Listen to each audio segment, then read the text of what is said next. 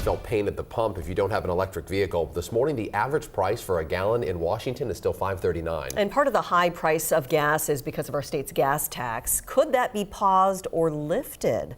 King 5's Drew Andre sat down with a lawmaker in Olympia to get us a better idea. Drew? Well, good morning, Mimi. As we creep closer to July, we will see a 2% increase on that 55-cent gas tax.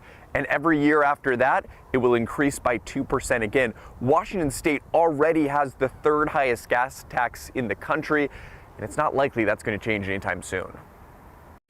All 50 states have a gas tax. 2, Georgia and Indiana, have paused theirs, and Utah begins a gas tax holiday in July. The goal, ease the pressure on drivers during this surge in prices. But don't expect Washington State to follow. Why is it unlikely that that would happen? Well, it's unlikely because the gas tax is integral to the budget that we just passed here again.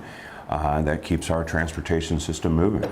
The gas tax is Washington's single biggest transportation funding source. Road repairs and projects wouldn't be completed without it. Skyrocketing construction costs and more drivers switching to electric vehicles who don't pay into that gas tax are already straining the state's ability to fund projects. You could offset the gas tax, some of that, with Climate Commitment Act money, because that fund generates billions of dollars. That's the idea from Andrew Barkis, the ranking Republican on the House Transportation Committee. But it hasn't gained much traction in Olympia.